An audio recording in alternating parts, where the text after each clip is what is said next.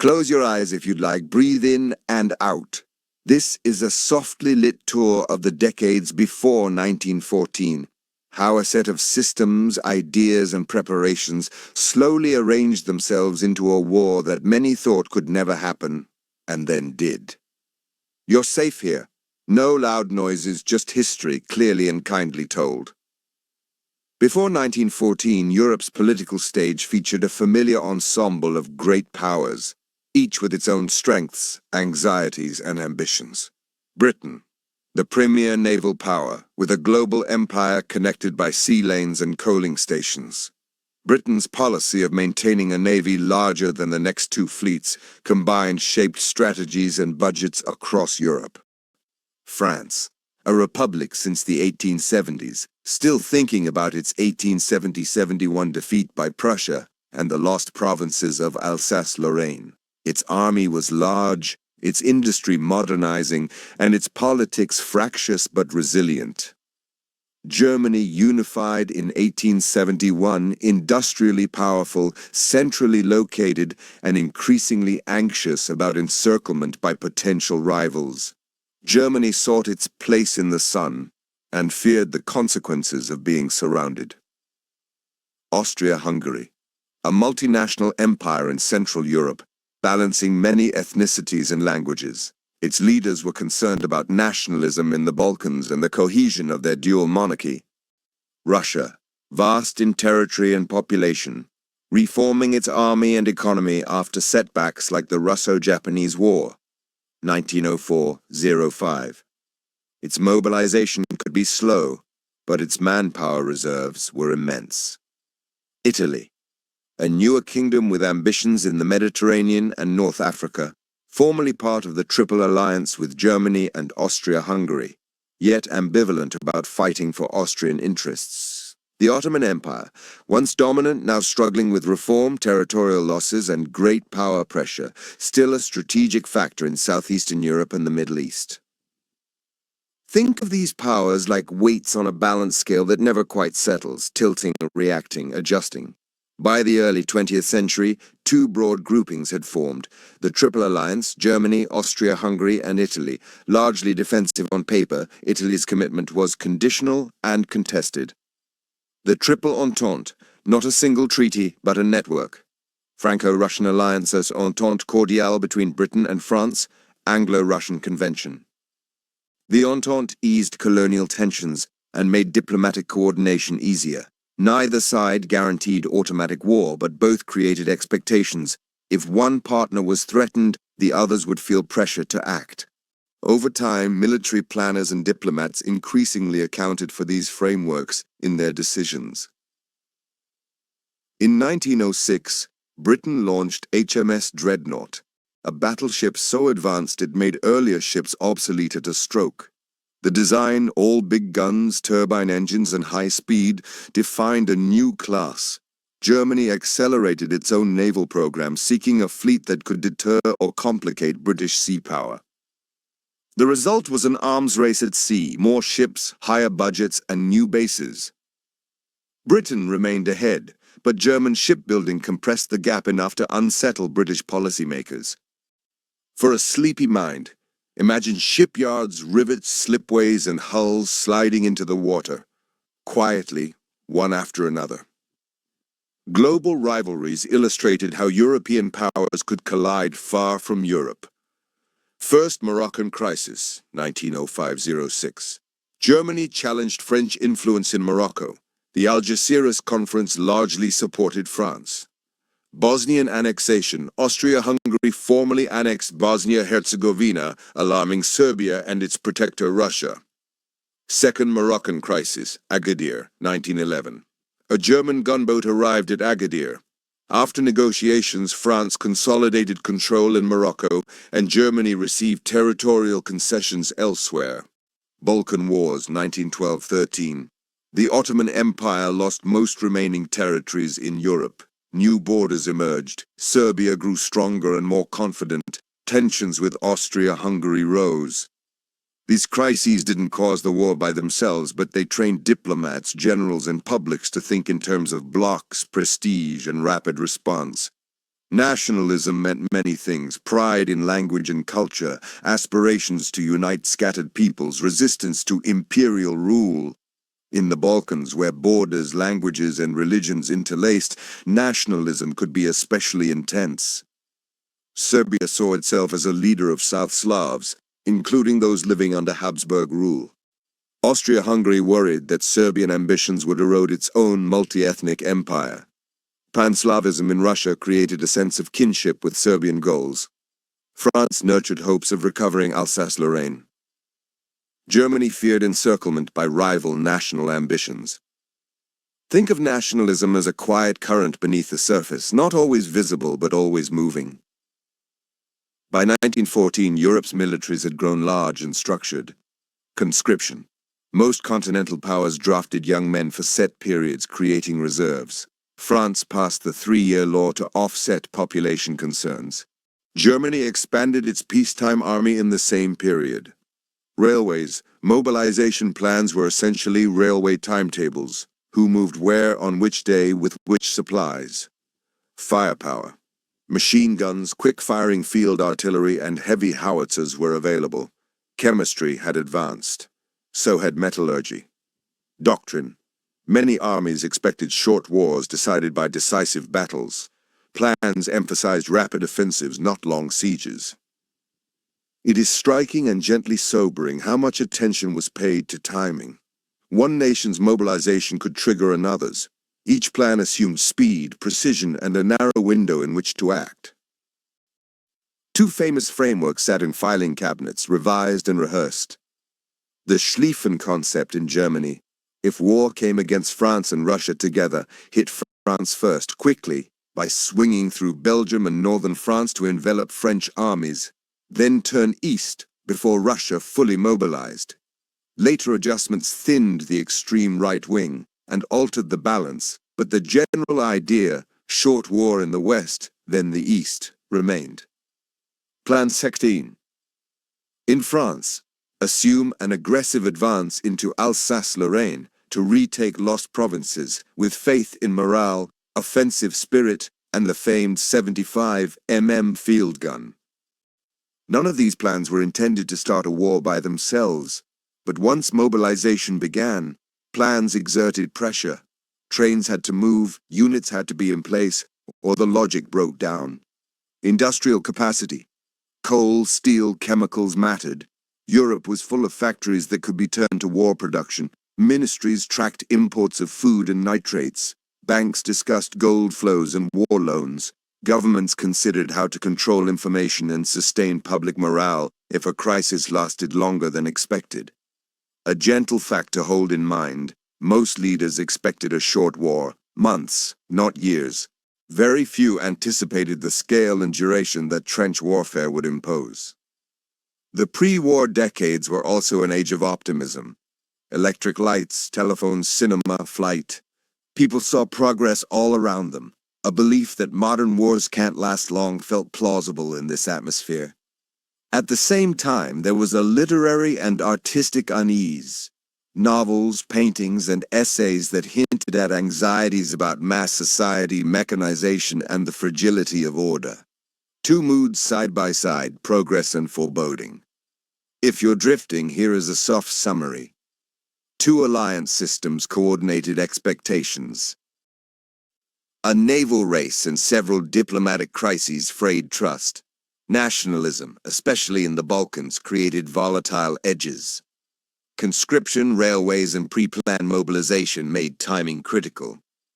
War plans assumed speed and decisive battles. Industrial power meant that if war came, it could become total. Optimism and anxiety intertwined in the culture of the age. Breathe in and out. The stage is set. The lights dim.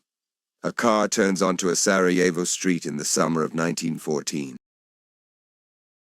There is no rush here. We'll take the July crisis step by step with dates and brief facts, gentle chimes between weeks, slow breath between names. Archduke Franz Ferdinand, heir to the Austro-Hungarian throne, and his wife Sophie visit Sarajevo, capital of Bosnia-Herzegovina. A group of young conspirators linked to Serbian nationalist circles position themselves along the motorcade route. A thrown bomb injures members of the entourage earlier in the day. The Archduke continues the program. Later, after a route change, the car carrying Franz Ferdinand and Sophie stops near a cafe where Gavrilo Princip stands. Princip fires 2 shots, both are mortally wounded.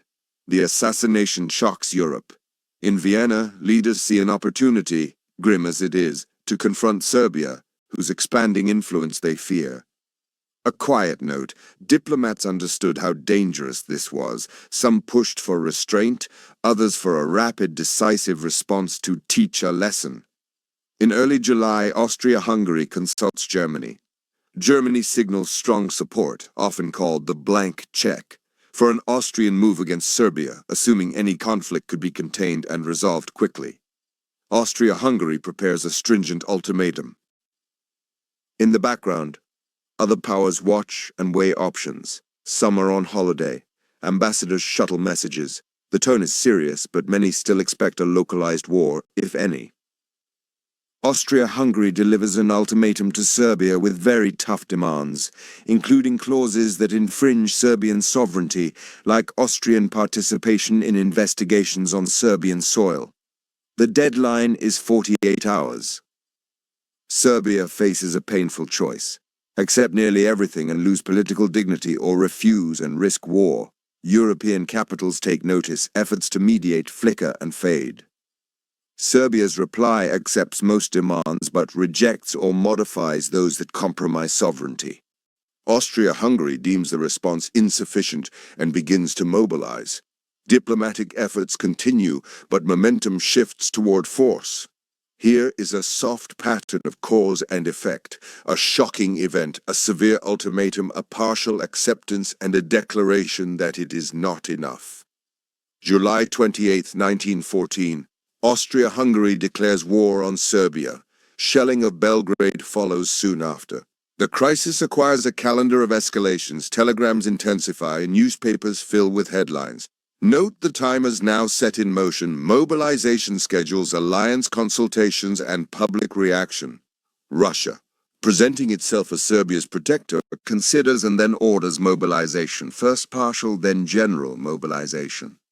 Germany, fearing a two-front war and seeing Russian mobilization as a direct threat, prepares its own measures. Diplomats trade proposals to halt or limit movements. The pace is too fast. The trust too thin. A quiet truth. Once the railway clocks start, every hour matters. Plans depend on sequences that cannot be easily paused. August 1st, 1914. Germany declares war on Russia. France, Russia's ally, orders mobilization. Telegraphs between monarchs, the willy-nilly correspondence, express personal regret yet cannot reverse policy. Pause for breath. Imagine maps with pins that begin to slide west and east, pulled by timetables and fear. Germany delivers demands to Belgium for passage of German troops toward France. Belgium, a neutral state guaranteed by international treaties, resists.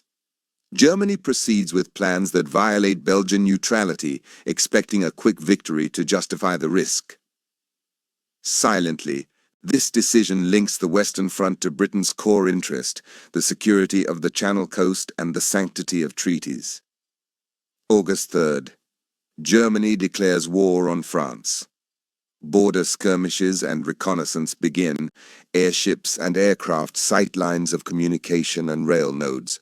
France braces for attack. Plan 16 prepares for offensives toward Alsace-Lorraine.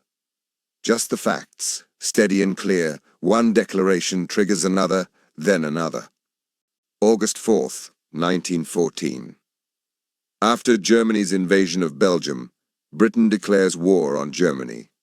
The British Expeditionary Force, BEF, readies to cross the Channel.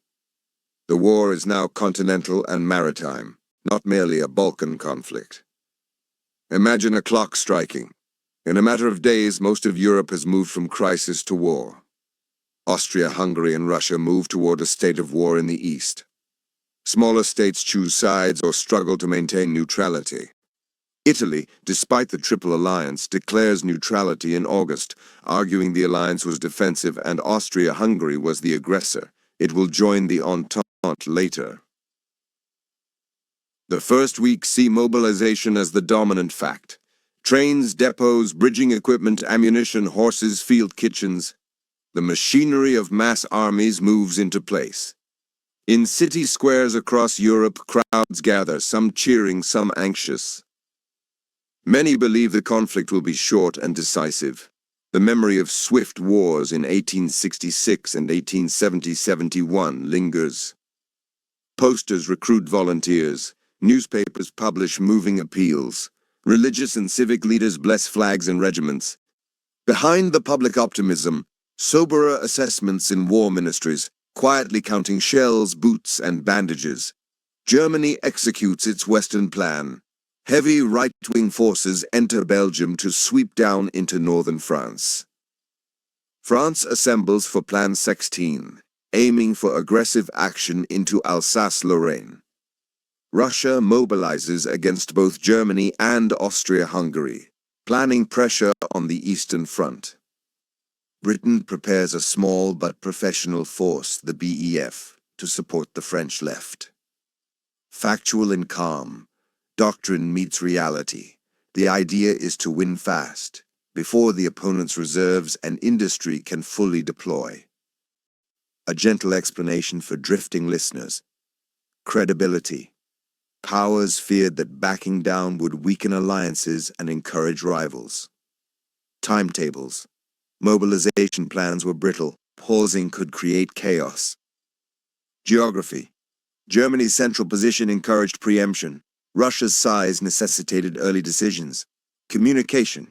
Telegrams and meetings happened quickly but not always clearly. Misreading intent was easy. Domestic politics. Governments felt pressure from public opinion, parliaments, and parties to defend national honor and allies. Put simply, multiple self-reinforcing logics were at work, each making the others harder to reverse. No dramatics, just short, factual impressions often noted by historians. In Vienna, a focus on punishing Serbia to preserve imperial stability. In Berlin, a belief that firm support for Austria-Hungary could localize the crisis, and if not, that speed was essential. In St. Petersburg, a sense of duty to Serbia and a fear of losing prestige and influence in the Balkans. In Paris, commitment to the alliance with Russia and defense against Germany.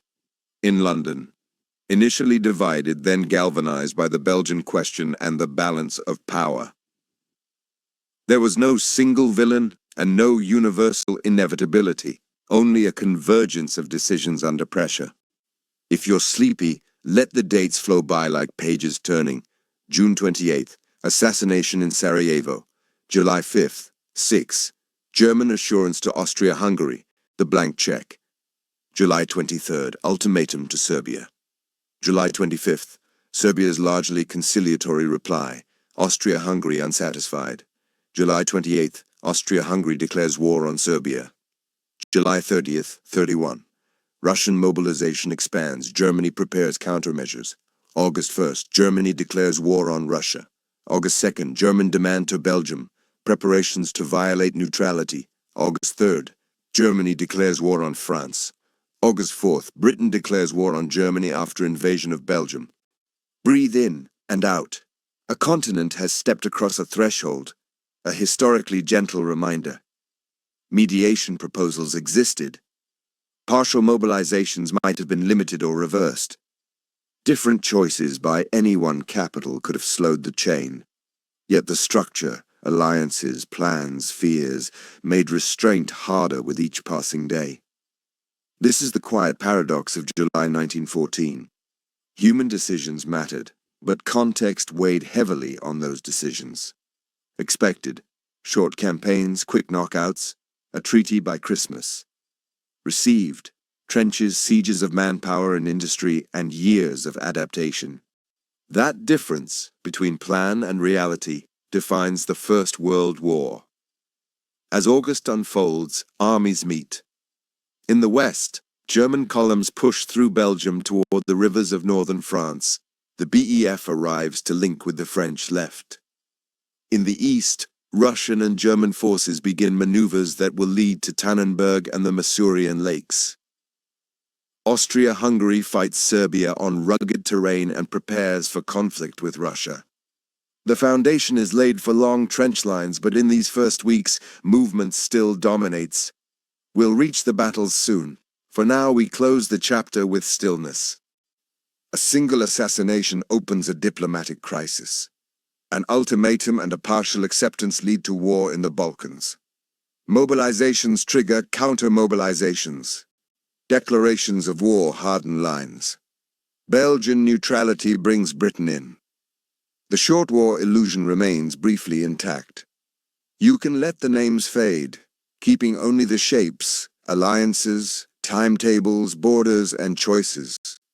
In the next chapters, the facts will move across battlefields and home fronts, quietly, carefully, and at your pace. Inhale slowly, hold, and exhale. The guns have begun to speak on paper. Our story will stay calm. You can close your eyes if you like. Inhale slowly, exhale gently. We're moving into the first campaigns, when plans met reality, and the map of Europe began to fill with lines. In early August 1914, armies stepped off according to plans written in peacetime. Germany moved through Belgium toward northern France, seeking to turn the Allied left and force a quick decision. France, guided by Plan 16, aimed to strike into Alsace-Lorraine. Britain began landing the British Expeditionary Force, BEF, to support the French left. Imagine timetables and platforms, not noise, trains arriving in order, units stepping down, horses led in quiet lines. Between mid and late August, French and German forces collided along the borders. Alsace and Lorraine. French offensives gained ground briefly but found stiff resistance and heavy artillery. Ardennes. French attacks met German counterfire in dense terrain, leading to costly repulses. Sambre, Charleroi, and Mons. Along the Sambre, French armies fought the German advance and began a measured withdrawal. At Mons, the 23rd of August, the BEF encountered larger German forces. Disciplined rifle fire slowed the enemy, but the BEF withdrew in good order to stay aligned with the French. A quiet summary. Initial hopes for swift defense met reality. Machine guns, quick-firing artillery, and the difficulty of attacking prepared positions. After the frontier fighting, Allied armies fell back toward the Marne to avoid being outflanked. German right wing pushed across Belgium into northern France. Paris prepared defenses while the French High Command repositioned forces. 6. The 12th of September. The First Battle of the Marne. A French counterstroke, coordinated with the BEF, exploited a gap between German armies. German forces pulled back to the Aisne. The immediate hope of a short war in the west faded. If you're drifting, remember one line: the Marne stopped the quick decision. Following the Marne, both sides tried to hold new defensive lines. Along the Aisne River, attacks made little headway against entrenched positions. Soldiers dug for cover from artillery and small arms fire. Trenches appeared first as a practical necessity, then as a connected system. Commanders looked for an open flank to exploit. Think of the earth being gently cut and shaped, ditches linked to ditches, parapets built, wire unrolled. As direct breakthroughs failed, both coalitions extended their lines northward, seeking to outflank each other. Contact extended from the Aisne to Picardy, then Artois, then Flanders, and eventually to the North Sea. No literal sprint, rather a series of overlapping attempts to maneuver around the other's open end. Railways and lateral roads shuttled corps and divisions to new sectors. By late October, the front was continuous from the Swiss border to the sea. The race ended in stalemate, not in a decisive turn. Belgium's early resistance shaped the campaign.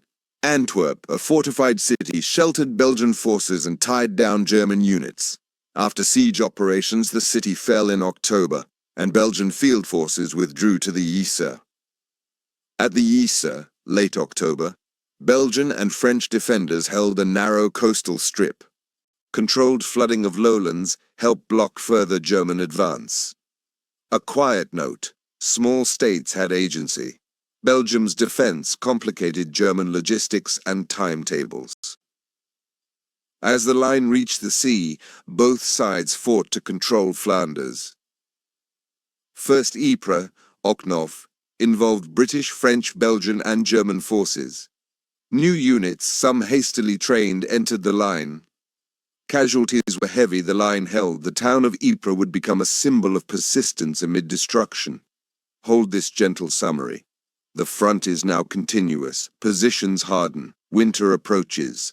While the west settled into trenches, the eastern front remained more fluid. East Prussia. Russia advanced with two armies. Germany concentrated against one and one at Tannenberg, late August. Then the Masurian Lakes, September. Galicia. Austria-Hungary suffered setbacks against Russia. Cities changed hands as offensives and counter-offensives rolled. Serbia.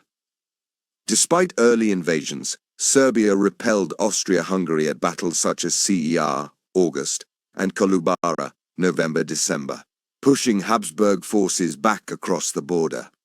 Think of the Eastern Front as a wide canvas, armies painting arcs of movement rather than fixed lines, at least for now. In the late months, the Ottoman Empire entered the war. Skirmishes and operations developed along the Caucasus frontier against Russia. In winter conditions, a major Ottoman offensive culminated in heavy losses around Sarıkamış, extending into early 1915.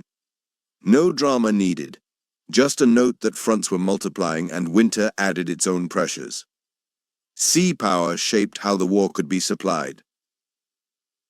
The Royal Navy moved to impose an economic blockade on the Central Powers, tightening maritime routes to Germany and Austria-Hungary. Commerce raiders and cruisers fought scattered actions. Coronel, the 1st of November. A German squadron defeated a British force off Chile. Falklands, the 8th of December. A British battlecruiser force caught and destroyed most of the same German squadron in the South Atlantic. The raider Emden was hunted down in November after a notable commerce campaign in the Indian Ocean. These actions set patterns: sea control for the Entente, harassment and submarine warfare for the Central Powers. Even in 1914, new forms of war showed their outlines. Aircraft, initially for reconnaissance, helped spot troop movements and artillery targets. Observation balloons signaled corrections to gunners. Zeppelins existed, with limited numbers and capability, soon to be used for long-range raids. Technology would evolve quickly. By year's end, both sides were testing tools to break the stalemate. Calm reasons you can hold in mind. Firepower versus movement. Machine guns and artillery favored defense once trenches appeared. Logistics. Supplying rapid advances over battered roads proved difficult. Operational limits. Even well-timed envelopments strained communications and endurance. Strategic breadth. With multiple fronts, victories in one theater did not guarantee decision in another. Breathe in and out. The quick war receded. Stalemate advanced. By late November and December, opposing trenches ran from Switzerland to the sea. Positions were improved, duckboards, dugouts, stronger parapets. Patrols probed, artillery registered targets. Both sides planned for 1915.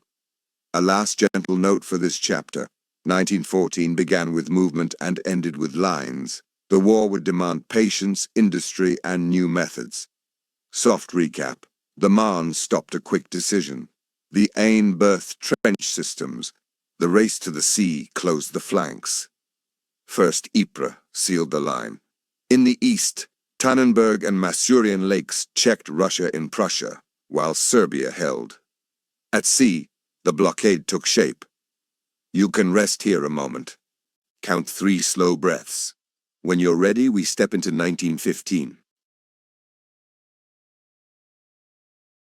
No rush. We'll move month by month, front by front, quietly listing what changed and how the war widened. Winter yielded to a year of attrition and experiment. Trench systems deepened: front line, support line, reserve line, and communication trenches. Barbed wire strengthened obstacles. Artillery became the dominant arm. Armies introduced better grenades, mortars, and periscopes for trench fighting. Protective gear improved. The French adopted the Adrian helmet later in 1915. The British would introduce the Brodie pattern toward the end of the year for fielding in 1916. Operations sought limited gains rather than sweeping maneuvers. Neuve-Chapelle, 10 of the 13th of March. The British used a focused bombardment and a brief infantry attack to seize ground. Lessons: short, intense barrages could help.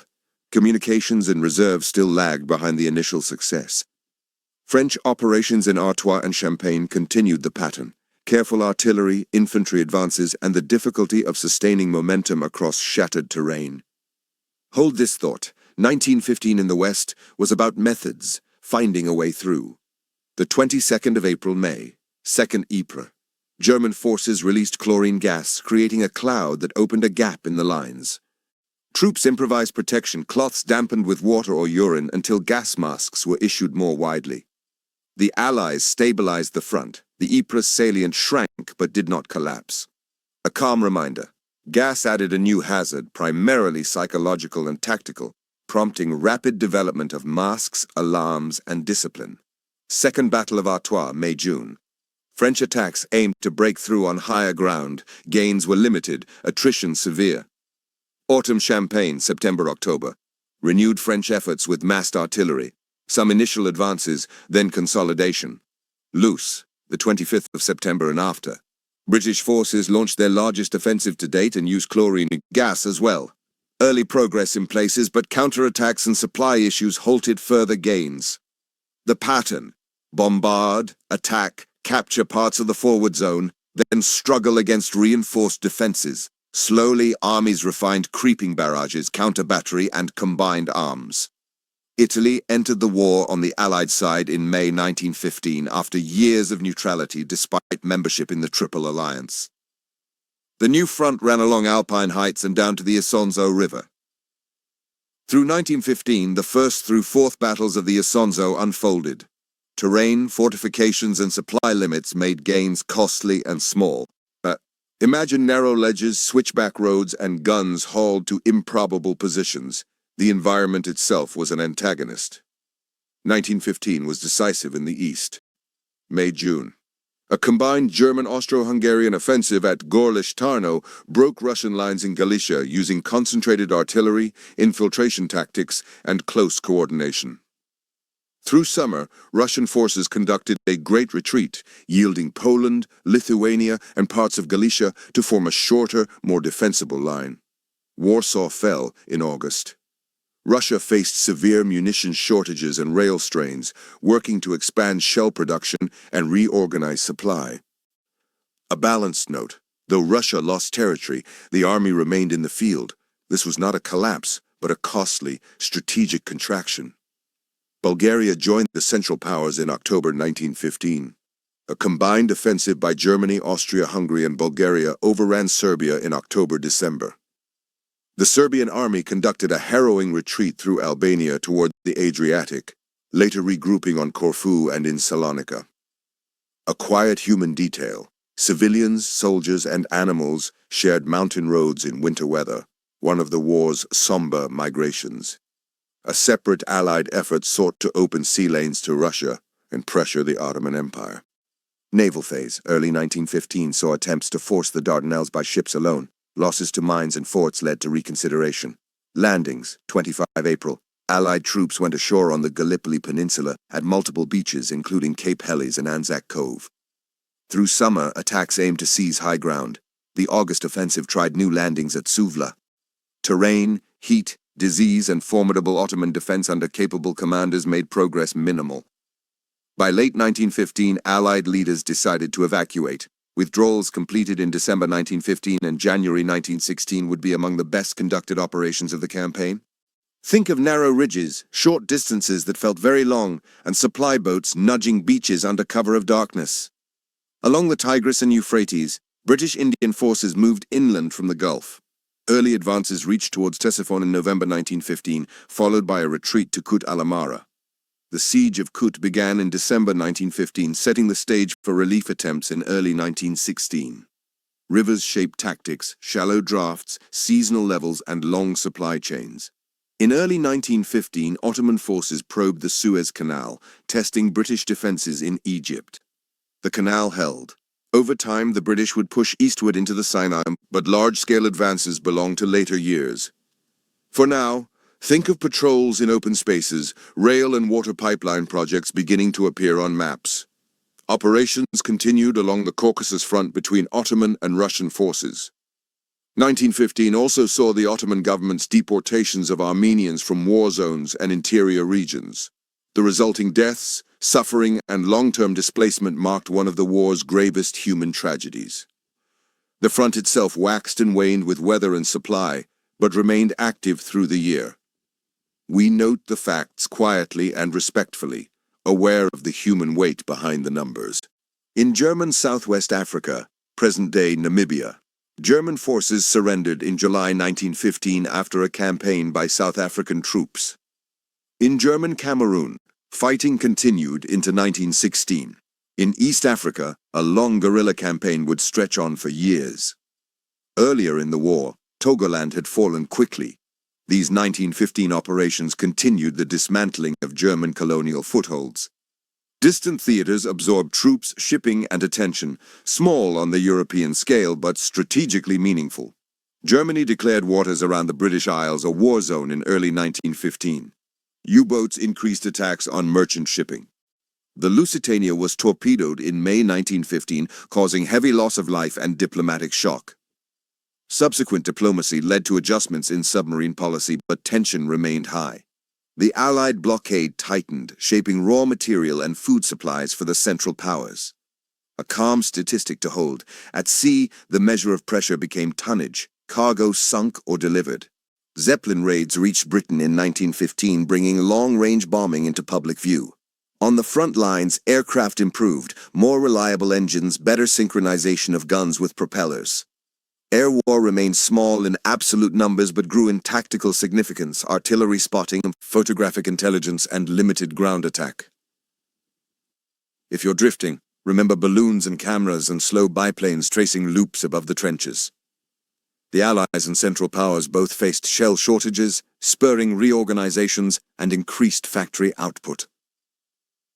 In Britain, public controversy over munitions led to governmental changes and the creation of a Ministry of Munitions to coordinate production.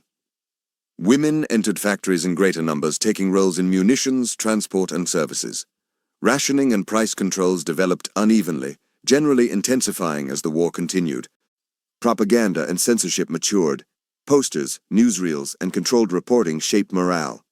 The war became more total. States coordinated economies and societies to sustain armies. Gas masks moved from improvisation to standard issue. Wound care improved with better antisepsis and evacuation chains. Blood transfusion techniques advanced. Radiography aided surgeons. Trench sanitation practices reduced disease in many sectors compared with earlier conflicts, though conditions remained hard. These developments didn't end suffering, but they saved lives and shaped post-war medicine. Artillery preparation needed to cut wire, crush strongpoints, and silence enemy guns. Counter-battery methods grew. Infantry benefited from shorter objectives, consolidation drills, and immediate bombing grenade teams to clear trenches. Gas required discipline, alarms, mask drills, wind awareness. Coordination among branches, guns, infantry, engineers, aircraft proved essential. Logistics, roads, light railways, ammunition dumps determined whether a tactical success could be expanded. All of this would feed into 1916, when the largest offensives of the war to date would test these lessons. Let the months drift by as a soft list. March, Neuve-Chapelle. April-May, 2nd Ypres, chlorine gas at scale. May-June, 2nd Artois. Italy enters the war. Gorlice-Tarnow begins. July, German Southwest Africa surrenders. Eastern Front advances continue. August, Warsaw Falls, Gallipoli. August offensive. Zeppelin raids intensify. September-October, Champagne and Loos. Autumn fighting on the Western Front. October-December, Bulgaria joined Central Powers. Serbia invaded. Retreat to the Adriatic. December, Siege of Kut begins. Decision to evacuate Gallipoli. Lines across Europe set for winter. A year of widening fronts and tightening methods. Western Front, still continuous, deeper, better organized, no breakthrough. Eastern Front, Central Powers advanced, Russia shortened and stabilized its line. Italian Front, entrenched along mountains and the Isonzo. Balkans, Serbia occupied, Allied base formed around Salonika. Middle East, Gallipoli nearing evacuation, put under siege, Suez secured. Hold the picture gently, multiple fronts each with its own rhythm, all drawing on global resources. 1915 brought gas, methodical artillery and learning in trenches. New fronts opened, Italy on the Isonzo, Gallipoli on the Dardanelles. The Eastern Front shifted dramatically with Gorlice-Tarnow and the Great Retreat. Serbia fell. Bulgaria joined the Central Powers. At sea, submarines and blockade shaped supply and diplomacy. On the home fronts, industry and medicine adapted. Let that settle. 3 breaths, slow and even. In the next chapters, the war's scale grows again. Verdun, the Somme, Jutland, and the turning points that follow. For now, you can rest. The dates will be here when you wake.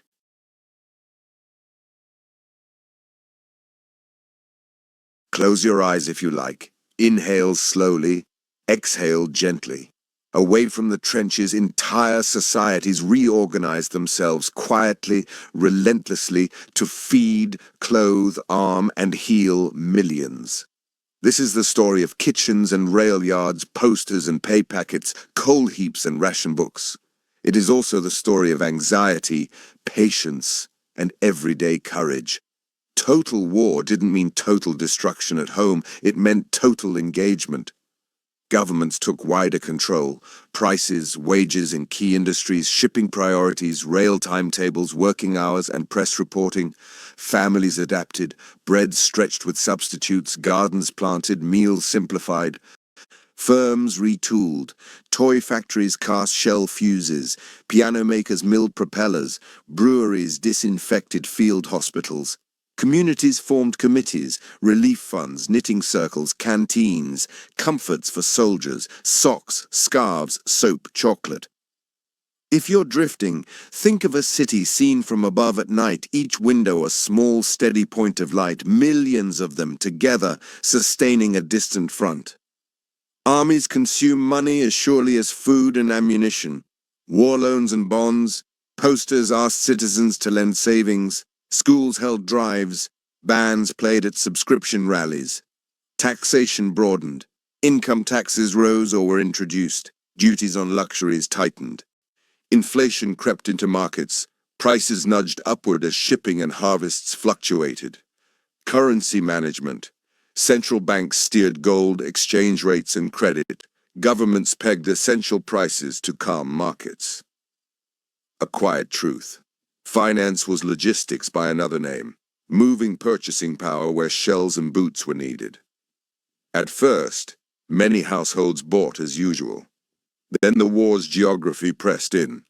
Blockade and submarines reduced imports. Ships were diverted to troop transport and coal. Harvests varied. With many farmhands at the front, labor ran short. Women, older men, and school leavers stepped in. Voluntary thrift became compulsory rationing in some countries late in the war. Bread and sugar were watched most closely. Fats were precious. Meat days were limited. Queues formed early. Coupons and ration cards made sharing fairer when supplies tightened. Fuel, coal, firewood, kerosene was allocated. Households learned new rhythms, baking on set days, sharing ovens. Picture a pantry shelf labeled, counted, and respected. Not deprivation everywhere, but discipline almost everywhere. The war changed work itself. Munitions plants expanded quickly. Shells, cartridges, fuses, explosives. Standardized gauges, inspection regimes, and shift whistles. Dilution of labor. Skilled work was broken into repeatable steps, so semi-skilled newcomers could contribute. Training schools popped up near factories. Hours grew long. Canteens and washing facilities improved to keep production steadier. Safety rules tightened after accidents. Unions and governments negotiated. Strikes were curtailed or channeled into arbitration. Wage boards tried to keep pay just ahead of prices. The Ministry of Munition-style coordination, where adopted, matched contracts to capacity, shared machine tools, and sent engineers to troubleshoot bottlenecks. Factories hummed like beehives, steady, purposeful, methodical. Women had always worked. The war made that work more visible and often better paid. Munitions, filling shells, assembling fuses, turning cases, testing primers. Transport, tram conductors, bus drivers, ticket clerks, dispatchers. Agriculture. Women's land corps stepped into plowing, milking, haymaking, fruit picking. Schools gave seasonal leave for harvest. Offices, typing pools grew. Ledgers multiplied. Telephones needed operators. Nursing and relief, from volunteer aid detachments to trained sisters and surgeons teams. Uniforms and safety, trousers, overalls, turbans, headscarves to protect from machinery. Canteens supplied cocoa and tea on long nights. Many would be urged back to pre-war roles after 1918, but skills learned and horizons widened were not easily forgotten. Children felt the war in small, daily ways. Lessons included thrift and letter writing to soldiers. Gardens became classrooms for beans and cabbage. Collections, children gathered bones, paper, metal foil for salvage drives. Evacuations happened during air raid periods in some places, or families sent children to rural kin for a season. A soft picture, a classroom chalkboard with seed spacing diagrams and a pile of knitted mittens in the corner for parcel post. Information was rationed too. Censors crossed out letters. Soldiers learned to avoid place names and unit details. Newspapers balanced updates with morale. Newsreels showed ships and parades, rarely the worst. Posters asked for food savings, metal salvage, enlistment, and loan subscriptions. Rumors traveled despite controls. Officials worried about defeatism, fatalism, and gloom.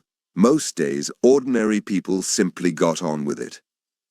Propaganda often worked best when it echoed truths people already felt. Duty, fairness, and care for one another.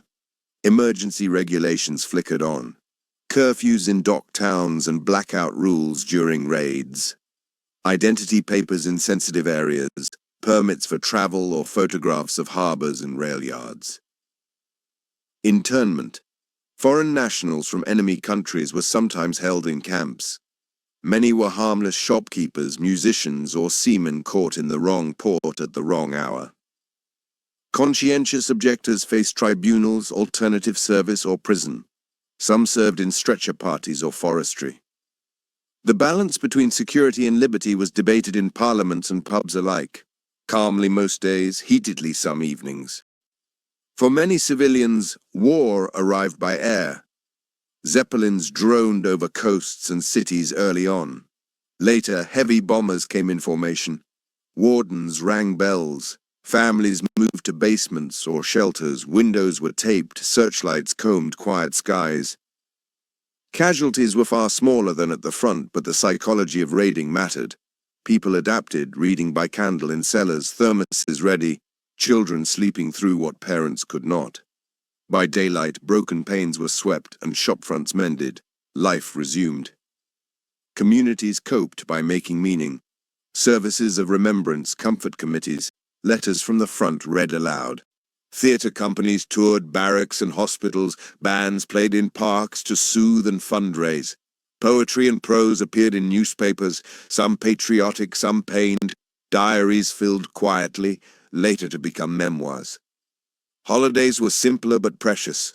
A day at the seaside, a picnic in a field, fireworks dimmed or omitted. A soft refrain, togetherness as insulation. Medicine worked in two directions, toward the front and within the city. Public health campaigns extended vaccination, regulated milk, improved infant care. Hospitals expanded with auxiliary wings. Convalescent homes set beds on verandas for air and sun. Mental health entered public conversation under new names: nerves, war strain, shell shock, and care models edged from punishment to treatment. The influenza pandemic near war's end added grief upon grief. Communities closed schools, limited gatherings, and volunteered as nurses when staff fell ill. In many places, clean water, sewers, and health visiting improved faster because war made delay impossible. Home fronts were not only in Europe. Colonies and dominions sent food, fiber, metals, troops, and nurses. Ports in Africa, Asia, and the Pacific became busy with convoy assembly and repairs. Labor battalions and service corps, often recruited far from Europe, built roads, cleared docks, laid tracks, and dug trenches behind the lines. Remittances flowed back home, changing village economies and expectations. A global home front fed a global front. War displaced millions. Refugees, notably Belgians early on, were housed in church halls, seaside resorts, and private homes. Schools took extra desks. Towns paired with townlands abroad. Relief societies learned logistics, clothing sorted by size, boots repaired, crutches labeled. Prisoners of war received parcels via the Red Cross and equivalents, packed to precise rules to pass censors and reach exact camps.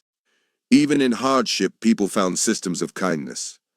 Late in the war, governments rewrote tomorrow while managing today. Conscription arrived where it had not existed. Reserved occupations listed who must stay at machines and mines. Rent controls and price controls stabilized budgets. Boards standardized wages in key trades. Votes expanded in some countries during or just after the war. Debated before 1914, made urgent by service and sacrifice. Industrial relations changed. War-borne committees, safety rules, and training pathways lingered into peacetime. The home front had become a school in administration, and nobody left it with the same textbooks. If your eyes are heavy, keep only this: money, loans, taxes, and careful prices. Food, fuel, queues, coupons, and community gardens. Work, dilution, long shifts, and safety rails. Women visible everywhere: factories, fields, offices, wards. News, censored letters, careful headlines, persuasive posters. Security, curfews, passes, and measured restraint. Air raids, fear at night, repair by morning. Health, vaccinations, visiting verandas, and later influenza. Empire, resources, and people braided across oceans. Refuge, kitchens opened, parcels packed, beds made ready. Aftermath, new laws and expectations that would not entirely roll back. Breathe in, breathe out. The factories keep humming, the trains keep arriving, the front is fed. Now we walk quietly along a different front. Innovation. Not thunder, but design tables and workshops. Not speeches, but manuals, drills, and hand-sketched diagrams pinned beside dugout doors. How did armies try to solve the puzzles trench warfare posed? With machines, medicine, and methods. Artillery was the largest voice of the war. Field guns, light, quick-firing, ideal for shrapnel against infantry in the open. Howitzers, high trajectory, heavy shells for trenches, wire, and strong points. Siege pieces, monstrous calibers, few in number, dragged on special carriages or mounted on railway platforms. Ammunition diversified. Shrapnel, high explosive, smoke, and later gas shells. Preparation fires grew from hours to days. Later, they shortened again as surprise proved valuable. Counter-battery fire matured. Flash spotting teams plotted gun flashes. Sound ranging stations triangulated reports. Maps grew thick with predictive grids. A creeping barrage became a kind of clockwork curtain, moving forward a set number of yards per minute while infantry crept just behind, close enough to be protected, far enough not to be caught. The infantry's local arsenal turned trenches into fortified corridors. Machine guns for defense, overlapping arcs, beaten zones, spare barrels, water jackets steaming in cold air. Light machine guns later in the war, for example Pan magazine types, gave attacking platoons portable firepower. Mortars leapt the parapet. Heavy trench mortars lobbed bombs into dugouts. The Stokes-type light mortar added a quick, simple tube for close fire. Grenades matured, from jammed-in improvisations to standardized mill-style bombs with safety levers and timed fuses. In training areas behind the lines, throwing arcs and fuse timings were practiced until muscle memory took over. Chemical agents were terrifying, but soldiers learned habits that limited casualties. Types: early chlorine, then phosgene mixtures with subtler onset, and later mustard, which burned skin and lungs and lingered on ground and gear. Protection: from cloths and goggles to hooded respirators, then compact box-type masks with canisters. Drills prioritize speed and calm. Tactics, gas used to prepare an attack, to deny ground or to mask movement. Wind and topography mattered. Discipline. Sentries watched for wisps and odors. Rattles, gongs, and klaxons spread the alarm. For listeners, think of gas defense as choreography. Mask on, eyes to buddy, check seal, steady breathing. Tracked armor began awkwardly but grew into a role player in combined arms. First appearances supported attacks across wire and trenches, slow, breakdown-prone, but startling to defenders. Nations iterated designs, some heavy for crushing obstacles, some light for speed and liaison. Crew drills, noise, heat, fumes, vision from narrow slits, infantry telephones or signal flags fitted to coordinate. Tactics evolved. Tanks parceled into packets for specific tasks, strong point reduction, flank protection, or leading through a wire gap, rather than scattered singly. When engines held and communication worked, tanks flattened wire lanes, sheltered following infantry, and pressed through machine gun nests that had survived the barrage. The air war was a thin, vital membrane over the trenches. Reconnaissance ruled. Aerial photos stitched into mosaics revealed trench changes, dumps, and new gun pits. Artillery observation, a plane or balloon radioed corrections, left 50, drop 100, tightening fall of shot. Fighters emerged to clear the sky of observers. Synchronization gears let guns fire through the propeller arc. Bombing grew from small raids to organized strikes on rail junctions and depots. Night raids aimed to disrupt sleep and supply. Air defense, anti-aircraft guns, searchlights, camouflage positions, and decoys. The real killer from the sky wasn't dogfighting glamour. It was the quiet photo and the curt radio that made artillery precise. Command in trenches meant fighting entropy. Field telephones spooled forward. A single shell could cut a dozen lines. Linemen worked at night with pliers and clips. Runners memorized routes and passwords. Many messages arrived in a runner's breath and eyes. Visual signals, flags, lamps, flares, risky but sometimes all that remained. Pigeons, reliable, quiet, indifferent to barrage patterns, carried grid references and situation reports. Wireless sets, clumsy early on, became lighter for aircraft and forward stations. Orders were most resilient when redundant. Plan A by phone, Plan B by runner, Plan C by flare. Nothing elegant, everything practical. Engineers were the quiet carpenters of victory. Sapping and mining. Galleries pushed under no man's land. Chambers packed and fired to shatter strong points. Counter-mining listened for enemy picks. Wire, strung in belts, coiled in concertinas layered to funnel attackers. Dugouts, timbered then concreted. Some with stoves and bunks, others hasty and damp. Pillboxes, small fortlets with embrasures. When dotted in depth, they formed defense in depth. Light railways, narrow-gauge lines snaked forward with shells, sleepers, and rations. Nightly trains were the arteries of an offensive. Camouflage, painted gun shields, netted dumps, fake trees concealing observers, canvas screens against balloon watchers. A front that looked static on a wall map was, at eye level, continually under construction. Logistics was the enough behind every plan. Enough shells, enough boots, enough water. Standardization, shell calibers, fuse threads, box sizes, pallet footprints.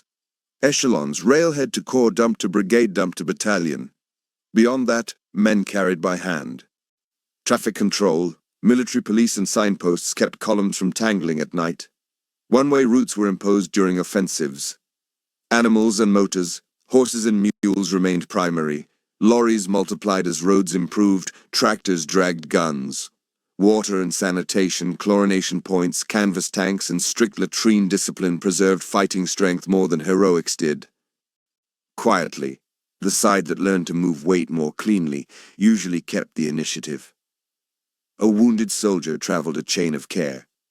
Regimental aid post, immediate first aid, bandage, splint, morphine syringe, tag with time.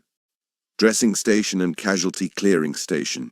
Triage, x-rays, surgery, shock management.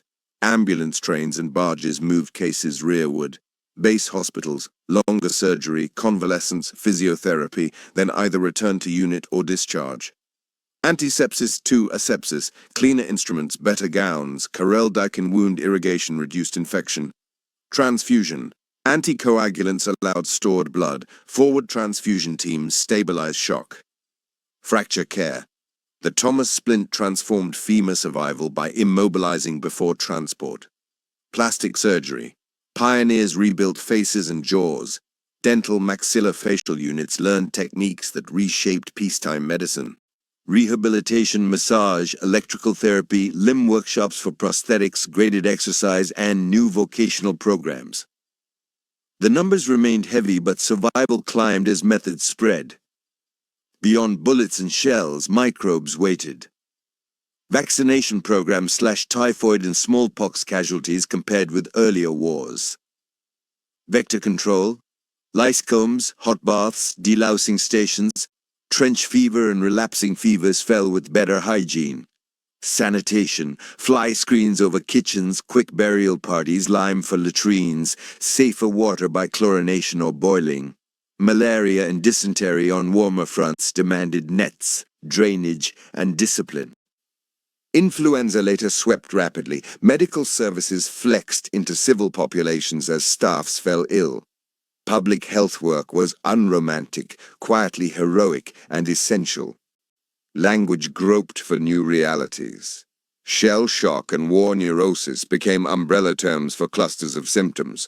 Tremor, nightmares, mutism, paralysis without clear organic cause, dread of returning to position.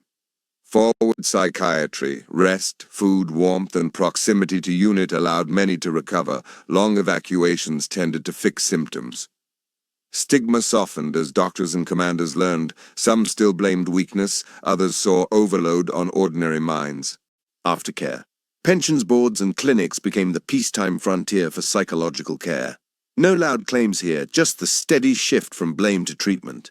Tactics at the start. Long lines walking after a barrage met deadly realities. By mid-war, smaller units led the way. Platoons with sections for rifles, grenades, light machine gun, and a small mortar or rifle grenade team. Fire and movement. One section fired while another edged ahead. Leaders used smoke and shell holes to cover advances. Maps and objectives. Attacks set limited goals. The forward trench, then the support line. Consolidate, bring up guns, repeat. Mop-up parties followed the first wave to clear bypass dugouts and signal success. Night and dawn favored movement. Surprise mattered more than volume when possible. Training pamphlets were revised again and again. Sergeants taught from lived experience. Defenders adapted too.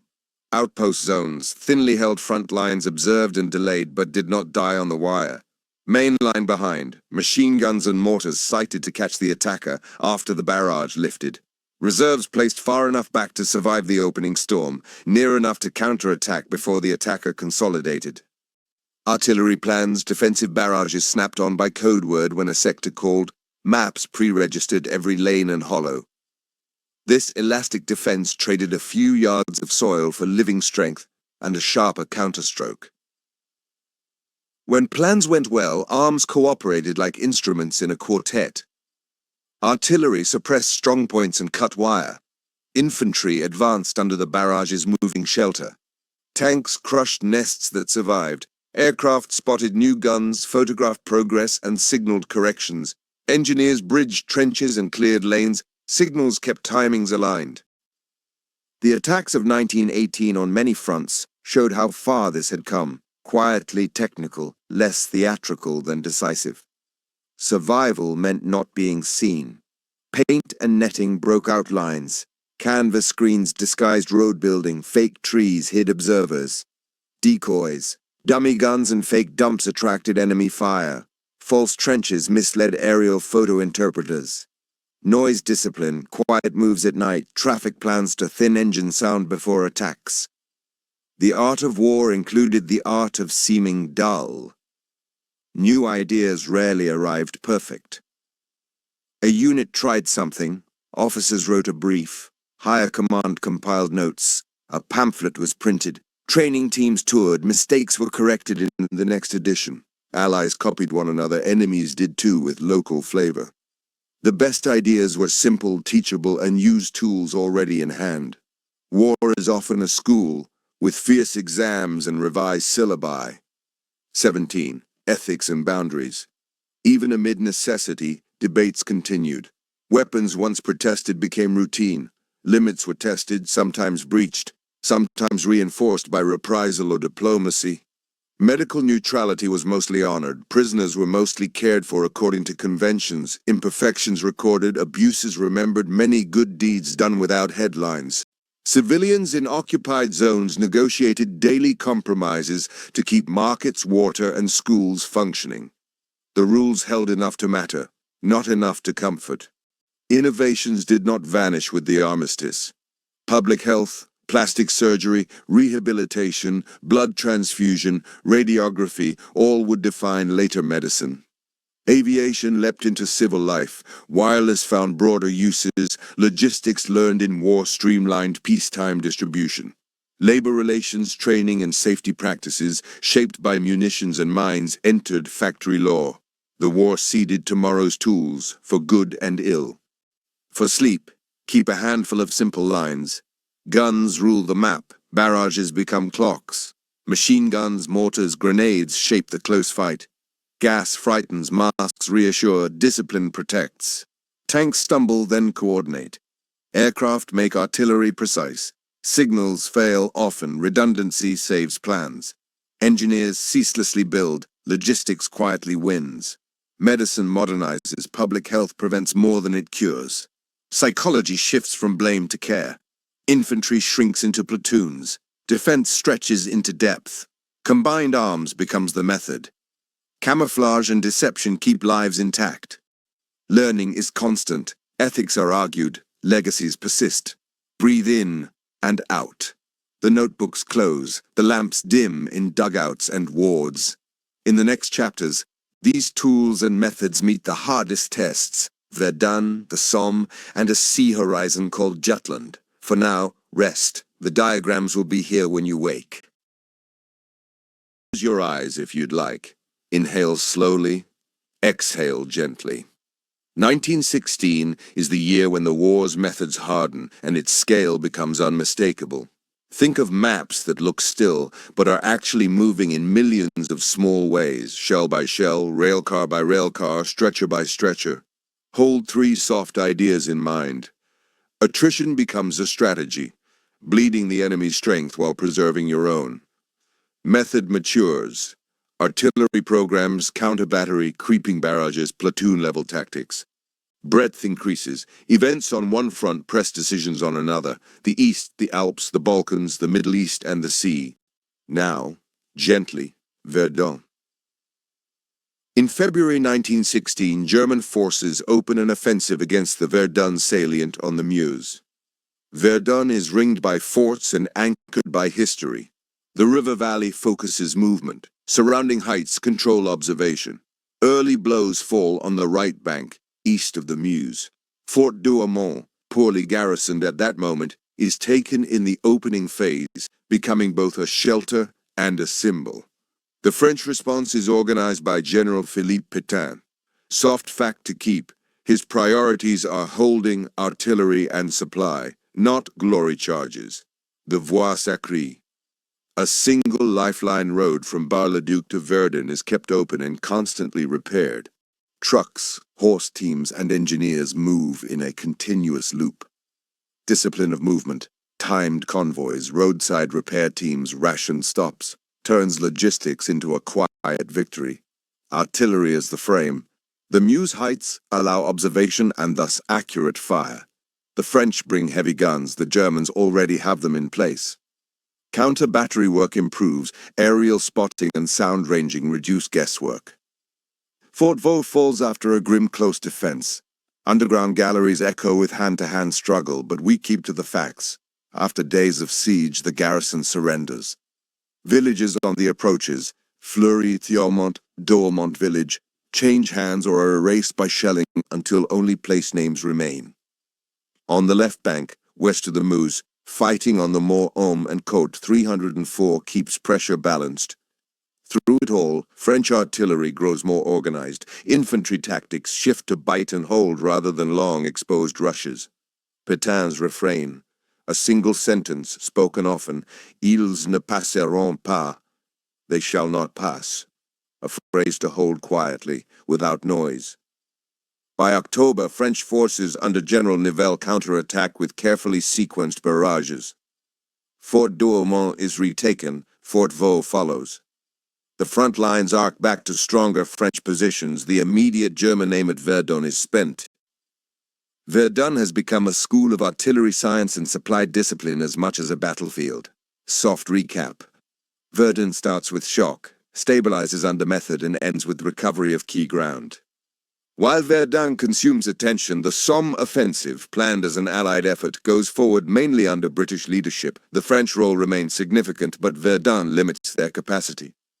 July 1st, the opening day. After days of wire cutting and registration, the infantry goes over. Results vary by sector. In places where wire holds and machine guns survive the barrage, gains are minimal. Elsewhere, especially on the French front, better preparation and artillery-infantry integration bring deeper advances. What endures are lessons. Barrages must lift with precision. Localized strongpoints demand immediate neutralization. Communications must keep up. The offensive in phases. Bazentin Ridge, mid-July. Night assembly and a dawn attack yield better progress. Pozieres and Delville Wood, grinding fights for observation points and tree lines. Guillemont and Ginchy, late summer. Limited objectives, consolidation, repeat. Flers-Courcelette, September. The first employment of tanks. Slow, breakdown-prone, but able to cross trenches and crush wire. They cause local surprise and shape future doctrine. Thiepval, Transloy, and the Ancre, autumn. Weather, mud, and tired formations slow the tempo. By November, operations wind down. The Somme's quiet ledger. Allied forces gain a swath of ground. German forces absorb heavy pressure. Both sides adapt. Artillery programs, creeping barrages, platoon organization, and counter-battery all improve. The Somme is a laboratory as much as an assault, a costly one, but a teacher. On the Eastern Front, Russian General Alexei Brusilov launches a coordinated series of attacks in Galicia. Method: short, intense bombardments, broad attack fronts to prevent enemy from concentrating reserves, forward saps dug close to the line, infiltration against seams. Outcome: major gains against Austria-Hungary, many prisoners. The Habsburg army is badly strained. Effect: Germany shifts divisions east. The pressure helps the Allies overall. Consequence: Romania enters the war on the Allied side in late summer, hoping to seize opportunities. We'll come back to what follows. A single soft summary. Brusilov shows that method surprise breadth can crack even strong lines if logistics can follow. In May-June, Austria-Hungary strikes in the Trentino, sometimes called the Punitive Expedition. Italian defenses bend but do not break. Mountain logistics, guns at altitude, mule paths, and avalanche risk limit operations. On the Isonzo front, Italy resumes numbered battles through the year. The 6th brings the capture of Gorizia in August. Gains are local and costly. The line inches along limestone ridges and karst plateaus. Soft image: cableways creak, tunnels frost, and a single artillery piece may take days to emplace on a ledge. Romania joins the Allies, late August. Initial advances into Transylvania meet a coordinated Central Powers response. German, Austro-Hungarian, Bulgarian, and Ottoman units counterattack from multiple directions. By December, Bucharest falls. Romanian forces withdraw toward Moldavia. Oil fields and grain zones become strategic prizes. The front stabilizes for the winter. The Eastern War has widened. Its logistics, long rails, sparse roads, are a constant constraint. In the Caucasus, Russian forces take Erzurum and later Trebizond in 1916, pushing Ottoman lines back before winter slows operations. In Arabia, the Arab Revolt begins, mid-1916. Tribal and urban forces aligned with Sharif Hussein of Mecca rise against Ottoman rule. The revolt's early actions are mainly along the Hejaz. Its strategic weight grows as it disrupts the Hejaz railway and draws Ottoman garrisons southward. In Mesopotamia, the early year focus is the Siege of Kut. British Indian forces besieged since late 1915 surrender in April 1916 after relief attempts fail. Reorganization follows under new command. The riverine and desert logistics are studied with fresh care for later campaigns. A shared theme: distance and climate as active participants in the war. The Battle of Jutland brings the British Grand Fleet and the German High Seas Fleet into their one great surface clash. Tactically, each side claims parts of the day, notably German gunnery and withdrawals, British concentrations at key moments. Losses are heavy in battle cruisers and cruisers. Strategically, the Royal Navy keeps its hold on the North Sea. The German fleet returns to harbor. The outcome is a continuation of blockade and submarine emphasis rather than a change to open naval warfare. A sea horizon, calm after violence, but the blockade line remains drawn. U-boat warfare continues under constraints shaped by diplomacy. The tonnage war grows in importance, but a fully unrestricted campaign is still ahead. In the air, reconnaissance, artillery spotting, and photography become routine. Synchronization gears and more reliable engines improve fighters. Over the home islands, Zeppelin raids persist, but defenses improve. The Great Air War is still a thin layer, small in numbers, large in effect on artillery accuracy and morale. Wartime governments refine labor control, munitions ministries, and conscription where needed. Britain extends it during 1916. Home fronts standardize food controls, daylight saving time, factory canteens, and ration planning appear as quiet tools of endurance. Ireland's Easter Rising, April 1916, briefly interrupts the British home narrative. It is quickly suppressed, but its political aftershocks will outlast the war. We keep focus on the war, noting only that societies are not paused while armies fight. Artillery is decisive when paired with good observation and logistics. Defense in-depth blunts, long set-piece barrages. Shorter objectives with consolidation work better than long gambles. Tanks are promising and imperfect. Their future lies in coordination. The Eastern Front can alter the Western rhythm. Brusilov's gains division shuffled. At sea, fleet in being and blockade continue to matter more than duels. Verdun, shock method recovery. Somme, laboratory of barrages, platoons, and tanks. Brusilov, method and surprise open fronts. Romania enters. Italy, Trentino checked, Gorizia taken, mountains dominate. Romania promise, then setback, front resets in Moldavia. Jutland, fleets clash, blockade continues. Everywhere, logistics, maps, and method tighten. Exhale. The year ends with lessons captured in notebooks and pamphlets. Those lessons will shape everything in 1917. Let the tempo stay slow. 1917 is a year of political turning points and strategic recalculations. Underwater campaigns, new armies entering, old regimes falling, and doctrines testing themselves in rain and mud. 3 lines to keep as anchors. At sea. The resumption of unrestricted submarine warfare early in the year shocks global shipping. Convoys will answer. In politics, Russia undergoes 2 revolutions. The United States enters the war. On land, large offensives. Arras, Chemin des Dames, Messines, Passchendaele, Caporetto, Cambrai. Teach old lessons again and a few new ones. Now, the water war. In early 1917, Germany announces unrestricted submarine warfare against shipping to and from Allied ports. Sinkings rise sharply. The metric is tonnage per month. Early months are grey for the Allies. Ships go down faster than replacement tonnage arrives. Countermeasures mature. Convoys, adopted broadly from spring-summer, escorted by destroyers and armed trawlers. Depth charges, hydrophones, and direction finding on U-boat signals, Q ships, decoy vessels, and air patrols over sea lanes. Better routing and zigzagging. By autumn, sinkings fall as convoys and escorts take hold. The tonnage crisis eases, though never disappears. A quiet truth. Organized protection beats dispersed bravery at sea. Multiple pressures converge. Unrestricted submarine warfare, economic connections to the Allies, and the interception and publication of the Zimmermann telegram, which proposed German support for a Mexican alliance if the U.S. entered against Germany. On April 6, 1917, the United States declares war on Germany.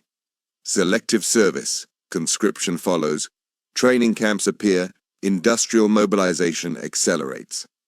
The American Expeditionary Forces, AEF, General John J. Pershing takes command. Doctrine emphasizes open warfare, shock, and marksmanship, tempered in practice by trench realities. First U.S. troops begin arriving in France in the summer. Sizable combat operations will come in 1918, but American presence already strengthens Allied morale and future planning. U.S. shipbuilding and credit contribute immediately.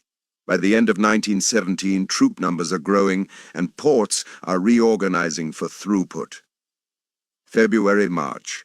Revolution. Strikes and garrison mutinies in Petrograd lead to the abdication of Tsar Nicholas II. A provisional government forms, sharing power uneasily with Soviets, councils. The new government remains in the war, seeking a victory that will stabilize politics. June-July, Kerensky. Offensive launched to show resolve and aid allies. Initial gains give way to collapse, desertions, and disarray. Internal crises, including the Kornilov affair, erode confidence. October-November Revolution. Bolsheviks seize key points in Petrograd and other cities, toppling the provisional government. An armistice on the Eastern Front follows in December. Peace talks begin. The treaty will be signed in early 1918. The effect on the wider war is immediate. Central powers can plan to shift divisions west, though transport, rest, and reorganization take time. The British open spring operations with the Battle of Arras. Vimy Ridge, April 9th. The Canadian Corps assaults with detailed rehearsals, maps for every section, and heavy preliminary fire. The ridge is taken, a carefully planned success. Elsewhere on the Arras front, early gains slow in the face of deeper defenses and strong counter-battery. The pattern of 1916 persists. Soft lesson. Preparation and limited objectives work. Breadth of defense still absorbs shocks. On April 16th, the French launched the Chemin des Dames offensive under General Nivelle, promising a breakthrough within days. Initial artillery programs are ambitious. However, German defense is in depth and weather blunt results. Casualties and disappointment trigger mutinies in many French units, not refusals to defend the country, but refusals to conduct further futile attacks. General Pétain replaces Nivelle. Reforms emphasize rest, leave, better food, and limited, well-prepared attacks with artillery supremacy. The French front holds, morale slowly recovers. Hold this calm distinction. The army did not collapse. It refused waste and demanded method. June 7th. Along the Messines Ridge, British and Dominion forces detonate mines laid under German positions, then advance behind a carefully planned barrage. The ridge is secured with fewer losses relative to gains, a textbook operation. The stage is set, planners hope for a larger Flanders offensive. The summer offensive in Flanders opens under rain that turns the ground into a mud plain. July-August. Attacks seize forward positions, Pilkum Ridge the Steenbeek, but the battlefield deteriorates. Shell holes fill with water. Movement slows. September. A series of bite and hold attacks. Menin Road, Polygon Wood, Broodseinde use improved barrages and counter-battery to take carefully limited objectives.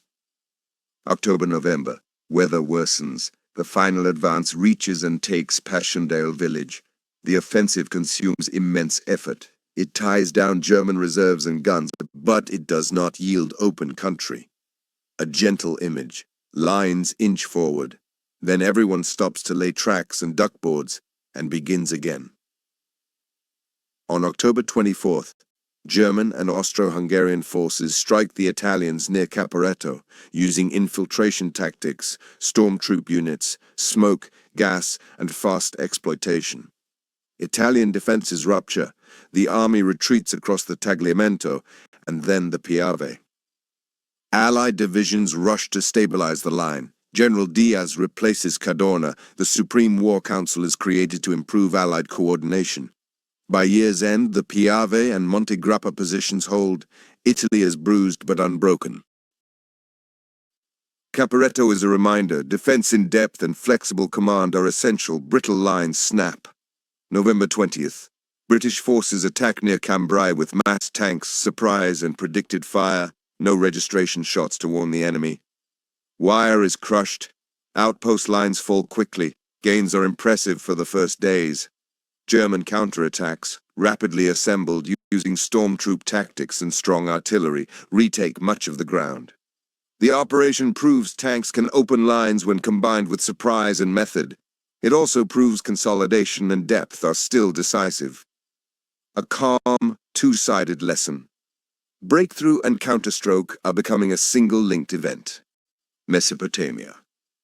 After 1916's reorganization, British Indian forces under General Maude take Baghdad in March 1917. Subsequent operations secure the Middle Tigris and Euphrates. Supply by river and road is carefully expanded. Sinai, Palestine. Two early attempts on Gaza, March-April, fail amid confusion and strong defenses. General Allenby takes command. He attacks the flank at Beersheba, October 31st, using surprise maneuver and water supply planning across the desert. Gaza falls in early November. The advance continues. Jerusalem is entered in December. Arab revolt.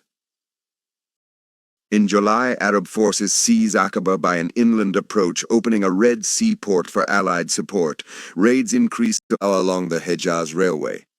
A theater shaped by water, rail, and deception. Distances are as decisive as divisions. On the Salonika front, Allied forces, including the reconstituted Serbian army, maintain pressure. Gains are limited but persistent. Greece resolves the national schism in June 1917. King Constantine abdicates. Venizelos returns. Greece joins the Allies, providing troops and secure bases. The campaign against German East Africa continues as a war of marches and supply lines. Leto Vorbeck keeps a small force active across vast distances, drawing Allied troops and tonnage far beyond the numbers engaged. Think of rivers, bush tracks, and columns living from depots strung out like beads. Gotha bombers conduct daylight, then night, raids on Britain. Defenses reorganize with searchlights, barrage balloons, and centralized control. Over the front, aircraft types improve. Agility, speed, climb, photography, and artillery registration remain the crucial tasks. The air war's daily scale is still modest compared to the armies below, but its influence on accuracy, timings, and morale is large.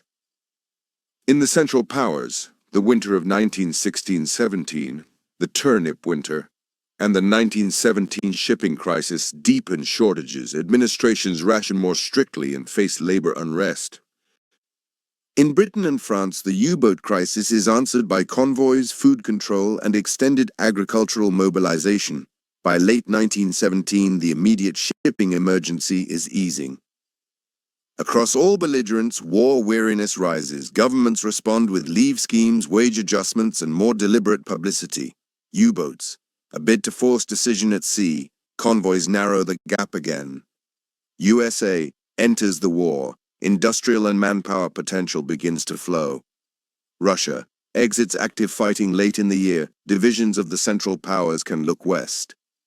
Western Front, mixed ledger, Arras, Vimy, and Messines succeed. Chemin des Dames fails and prompts reform. Passchendaele ties down reserves. Cambrai previews future combined arms. Italian Front. Caporetto warns all allies to deepen defense, unify command, and prepare reserves in depth. Middle East. Momentum shifts with Baghdad, Beersheba, and Jerusalem. The Arab revolt adds a new line of pressure. Platoons with defined sections are standard. Light machine guns, rifle grenades, and trench mortars knit fire and movement. Artillery fires often use predicted methods to preserve surprise, sound ranging and flash spotting shape counter-battery. Tanks are assigned roles, strong point reduction, wire crushing, and leading assaults on specific fronts rather than scattered. Signals remain a weak link during movement. Redundancy, phone, runner, flare, panel, pigeon, stays essential. Logistics is meticulous. Roads marked, traffic one way at night, ammunition dumps dispersed and camouflaged, light rail spurs extended before attacks. It is a war increasingly of procedure, quiet, technical, cumulative. February. Unrestricted submarine warfare resumes. April 6th. United States declares war on Germany. Arras Vimy begins. April-May, Chemin des Dames, Nivelles replaced by Pétain. June 7th. Messines Ridge mines in advance. July-November 3rd, Ypres, Passchendaele. July, Aqaba taken by Arab forces. August-September, convoy system scales, shipping losses begin to fall. October 24th, Nov, Caporetto, Italian retreat. Allied support. Supreme War Council created. November 20th, Deck Cambrai. Tanks massed. Counterstrokes restore much ground. December, Jerusalem taken. Eastern Front armistice signed. Peace talks open. The sea, a harsh gambit and a measured answer. The United States steps in. Russia steps back. The Western Front learns again that depth defeats haste and surprise favors the methodical. The Italian Front warns against rigidity. The Middle East turns on rails, wells, and long plans. Everywhere, procedure and coordination are the quiet strengths. Breathe in and out.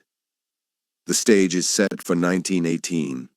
A last great push from the Central Powers and an Allied reply shaped by everything learned so far. For now you can rest. The dates and names will be here when you wake. Close your eyes if you'd like. Inhale slowly, exhale gently. 1918 is a year of surges and replies, of last large gambles and quiet coordinated answers. Hold three soft anchors in mind: haste, method, and collapse. Haste will push one side forward, method will draw the other side together. Collapse will follow when strain meets limits. Keep these simple lines as a map. The Eastern Front is fading, divisions can move west. U-boats still hunt, but convoys work, supplies improve for the Allies. American troops arrive in growing numbers. Early they train and accustom themselves to the line, later they take large sectors. Both sides know that time now favors the Allies if the front simply holds. With that, the last German bid for decision begins. On the 21st of March 1918, German forces open Operation Michael on the Somme sector. Morning mist, massed artillery with gas and high explosive, and stormtroop infiltration tactics aim to split British and French forces. Break-ins occur along a wide front. British Fifth Army yields ground under pressure. The map's arrows lengthen. Rail hubs and crossroads become the quiet prizes. Amiens, the lifeline junction, is threatened but not taken. The attack outruns its supply at points. Guns on wrecked roads, troops moving faster than food and shells. Allied leadership simplifies. A more unified command structure helps coordinate reserves and timings. If you're drifting, keep this line. Speed meets distance.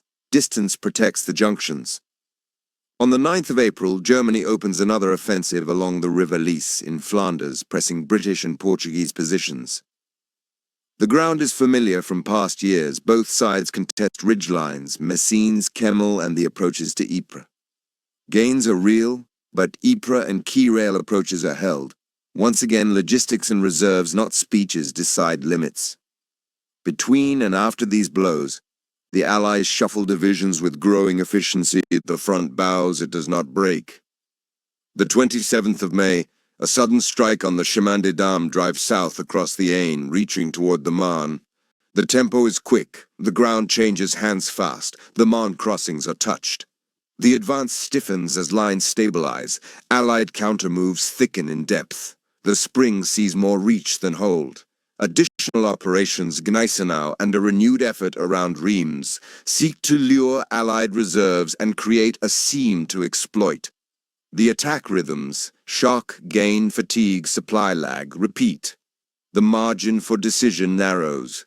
American units now begin to appear in the line in significant numbers, reinforcing sectors and counterattacking in local fights. The pattern is set. The more the front stretches forward at points, the more fragile it becomes at the elbows and the supply tails. The 15th of July. A German attack near Reims aims to fix the Allies, but the Allied counteroffensive begins on the 18th of July along the Marne salient. Short bombardments, tanks in packets, carefully tiered barrages, and close Allied coordination push the German line back from the salient. The initiative, that quiet coin of war, begins to change hands. A soft sentence to hold. From this week onward, the Allies mostly choose the where and when. The 8th of August. At Amiens, British, Dominion, and French forces attack with surprise, tanks, predicted fire, and air coordination. The opening is clean. Deep penetrations, many prisoners, artillery positions overrun. While adjectives are not our style, historians often note this day as especially dark for German morale.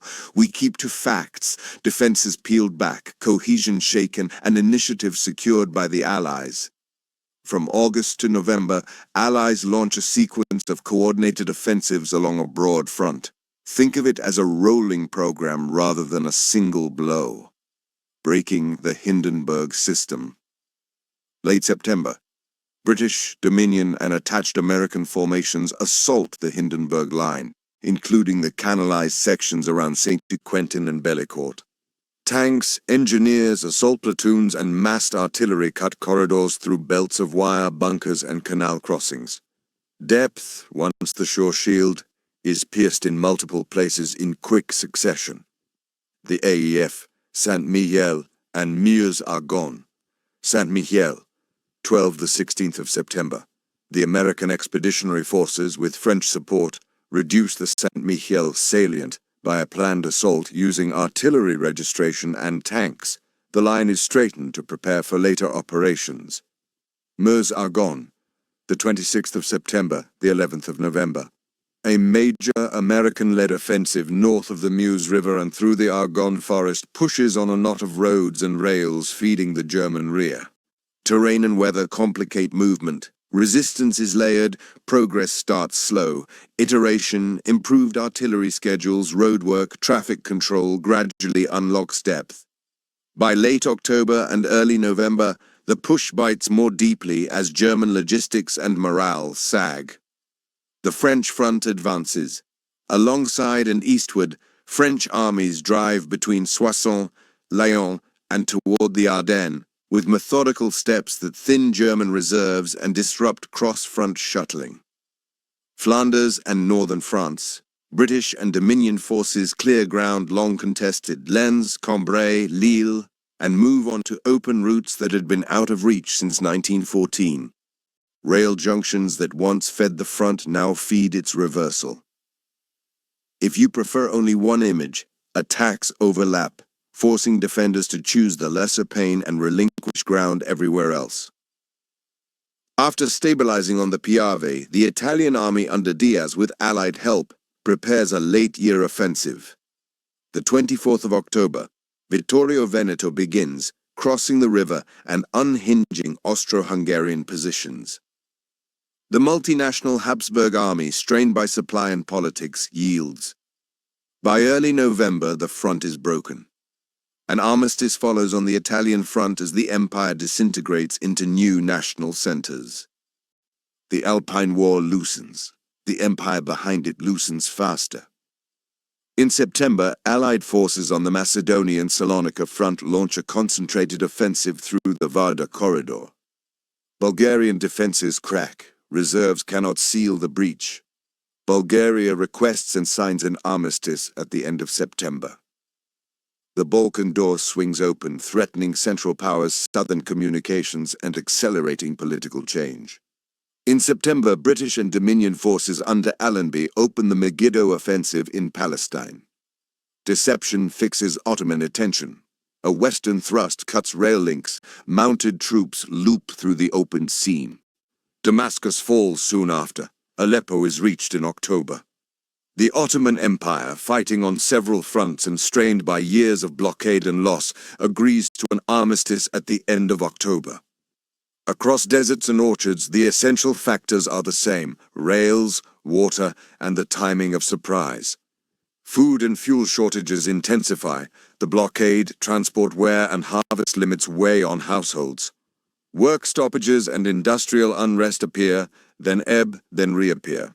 In late October, early November, orders for a naval sortie meet resistance. Sailors in northern ports refuse. Councils form. The movement spreads to cities. Authority phrase. The legitimacy of continuing a hopeless fight dissolves.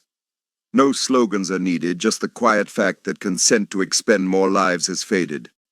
Austria-Hungary signs an armistice in early November as imperial structures break into new national councils. Germany faces strikes, councils, and a rapid political shift. The Kaiser abdicates. A new civilian government seeks an end to fighting.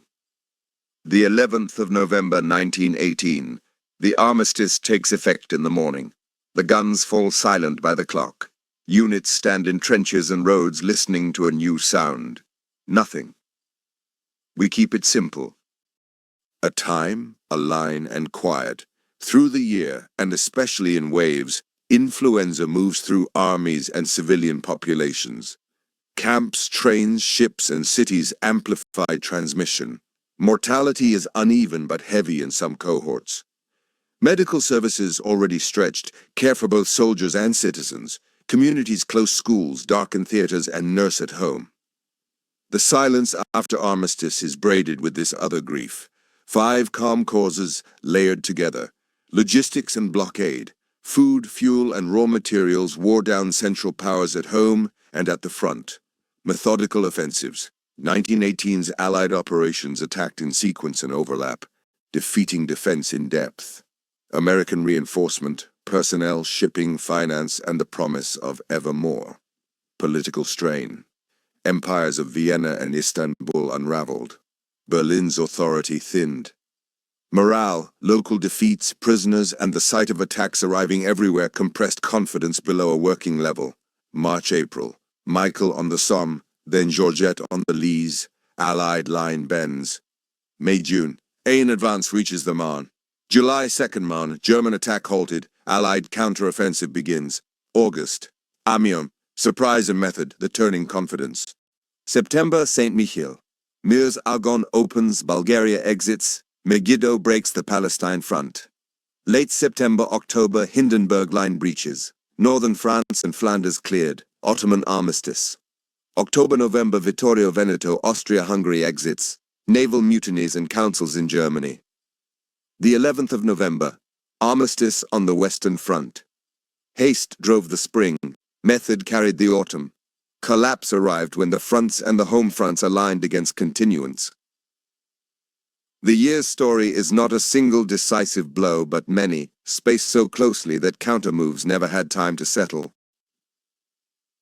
When the clock reached the armistice hour, a continent listened to quiet for the first time in years. Breathe in and out. The guns are silent, but the work of ending a war, settling borders, debts, and memories has only begun. No rush. We're moving from trenches to tables, from barrages to paragraphs. Peacemaking is quieter than fighting, but it is not simple. It is part geography, part finance, part fear, and part hope. We will take it in soft steps. Troops hold positions, then move back according to armistice clauses. Artillery is tallied, rolling stock counted, prisoners scheduled to return. Blockade measures ease only as agreements are honored. Hunger does not end instantly. Families trace names, units inventory losses, and quietly fold their colors. Silence exposes a new problem. How to turn stopping into settlement. In 1919, delegates gather in Paris. The broad Allied coalition contains many aims. The inner circle, often summarized as the Big Four, includes leaders from France, Britain, the United States, and Italy. Wilson's language of principles, self-determination, open covenants, and a League of Nations meets Clemenceau's and Lloyd George's language of security and reparations. Orlando seeks gains promised to Italy. New and re-emerging states send delegations. Empires dissolving into republics and kingdoms learn how to speak in a new register. Every delegation carries two maps, one of frontiers and one of domestic politics. We will keep the legal forest to a handful of clear trees. Versailles, Germany. Alsace-Lorraine returns to France. The Rhineland is demilitarized. Nearby zones see occupation for a time. A Polish corridor to the sea is created. Danzig becomes a free city under international oversight. Plebiscites and commissions address Schleswig and parts of Silesia. Colonies are not returned, they become mandates under the League.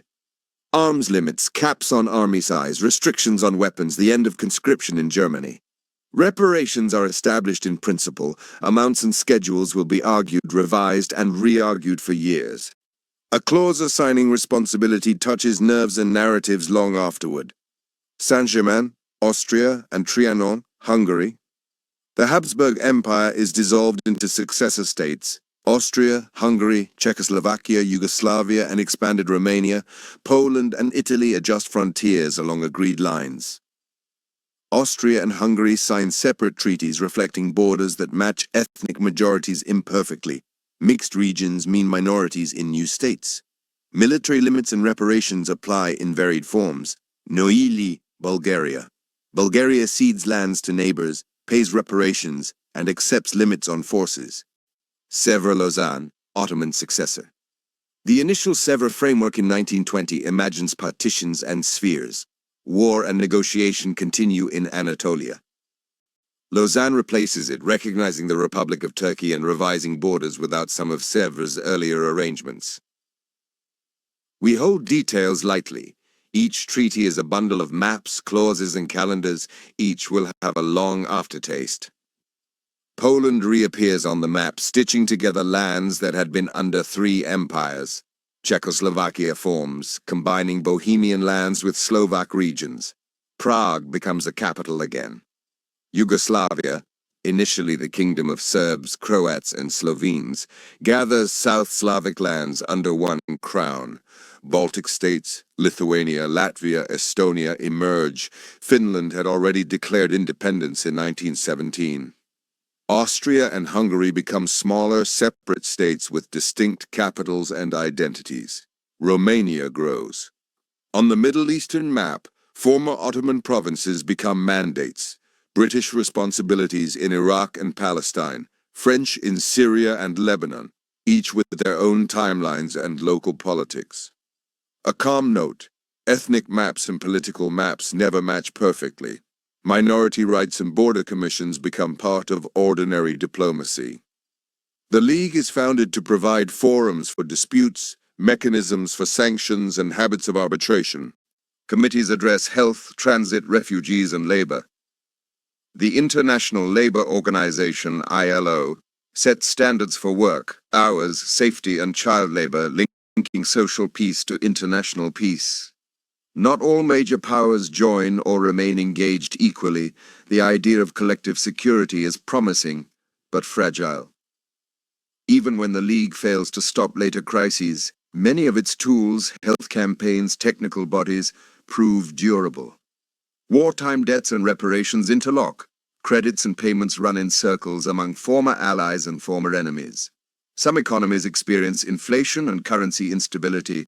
Reconstruction demands capital that is scarce, and plans to restructure debts, schedules, loans, moratoria become regular parts of interwar finance. Trade patterns shift. Blockade era substitutes and new suppliers change peacetime markets. Quietly, many households feel peace through prices, not paragraphs. Demobilization sends millions home, step by step, regiment by regiment. Pensions and medical care extend into a peace time system. Prosthetics workshops continue. Clinics for respiratory and nervous conditions remain busy. War graves are surveyed and marked. Cemeteries are laid out with careful repetition and equal headstones. Across towns and villages, memorials rise, obelisks, arches, plaques, and quiet walls with names. If you need only one picture, a street corner where families meet as trains arrive, and a stone nearby with names for those who will never use those trains again. Armistice Day rituals develop. 2 minutes of silence, parades that are more about absence than victory. The poppy, drawn from battlefield flowers, becomes a symbol for remembrance and aid. Tombs of the unknown soldier in several countries honor those who cannot be named, creating a shared space for private grief. Remembrance culture is a gentle system, public enough to gather many, quiet enough to let each person carry what they must. Women's roles during the war translate in some countries into expanded voting rights and new professional paths. In others, change is slower but still perceptible. Labor movements and employers renegotiate hours and wages. Wartime boards morph into peacetime councils. Education reforms expand literacy and training. Public health retains wartime urgency for vaccination, sanitation, and maternal care. Ideas shift. Pacifist, nationalist, internationalist, and revisionist currents all grow, sometimes in the same city at the same time. Policy becomes for a while an extension of remembrance, how to honor by improving. Poetry, memoir, and fiction give voice to the trenches and hospitals, some restrained, some angry, some spare. Art moves between realism and abstraction to make sense of shattered landscapes and bodies. Music memorializes without words or creates new forms to escape old cadences. Many veterans say the most accurate record is the ordinary. A boot rack, a mess tin, a watch that stopped at a time nobody forgot. Border questions persist. Plebiscites, minority protections, and treaty revisions occupy conferences in the 1920s. Some states feel unfinished business. Territorial claims, demographic anxieties, access to resources or the sea. Military ideas settle into peacetime as doctrines, often arguing about whether the next war will be fast, armored, aerial, or economic. The interwar period is not an intermission. It is a rearrangement of furniture in a room everyone still uses. Aviation enters postal routes and passenger service, wireless connects ships and towns, motor transport reshapes logistics on farms and in cities. Surgery, transfusion, radiography, and rehabilitation expand into hospitals for civilians. Public administration, rationing, registration, statistical offices turns wartime controls into peacetime planning tools. What began as means to wage war become means to coordinate peace. Casualties stand in the millions across all belligerents. Dead, wounded, missing. The injured far outnumber the dead. The bereaved outnumber everyone else. Influenza adds its own column, civilian and military, crossing every border without a passport. The exact figures differ by source and method. For sleep, it may help to let the numbers blur into a single understanding. The war's human cost is immense. We honor in this format by not reciting long tables. We simply acknowledge the scale. Security versus justice. How much to restrain the defeated to prevent renewed war without causing resentment that plants the next one. Self-determination versus mixed populations. Villages of one language beside villages of another, cities with several tongues in one street. Reconstruction versus capacity, limited coal, steel, and credit for rebuilding railways, bridges, and homes. Memory versus coexistence. How to teach children both the truth of sacrifice and the possibility of meeting former enemies as neighbors. There is no neat solution, only management of tensions and the hope that habits of talking outlast habits of shooting. November 1918, armistices across fronts end major fighting. January 1919, Paris work begins in earnest. June 1919, Versailles signed with Germany. September, November 1919, Saint-Germain and Neuilly, June 1920, Trianon. 1920. 1923. From Sèvres to Lausanne in the Turkish settlement. Throughout plebiscites, boundary commissions, league mandates, repatriations, and slow demobilizations. Think of these as stepping stones across a river, rather than a bridge built all at once. Home is not the same home. Jobs changed, families changed, streets changed, some chairs are empty. Veterans form associations for mutual aid. Governments create ministries for pensions and rehabilitation. Not all wounds are visible, not all pains are immediate, some arrive years later in quiet ways. As society learns to walk again with one leg stiff and another aching, nonetheless it walks. The First World War rearranged maps, institutions, and expectations. It also rearranged how many people imagine progress. No longer a smooth upward line, but a path with sudden drops. And yet, the everyday, the cooking, schooling, repairing, planting, resumes and carries entire countries forward inch by inch. Peace, like war, is mostly logistics, feeding, housing, deciding, remembering. Conference tables replace trench tables, clauses replace barrages. Treaties set borders and limits, mandates extend responsibilities. The League tries to teach peace by practice. New states appear, old names return, minorities and markets make simple lines complicated. Remembrance becomes a civic ritual, care becomes a state responsibility, technology turns from destruction to service. The afterglow is not a single light, it is many small ones, porch lamps, factory bulbs, clinic windows at night, breathe in and out. Our story can end where remembrance begins, with names read slowly in village squares, and with the hope, always quiet, always brave, that lessons learned in noise can be kept in silence.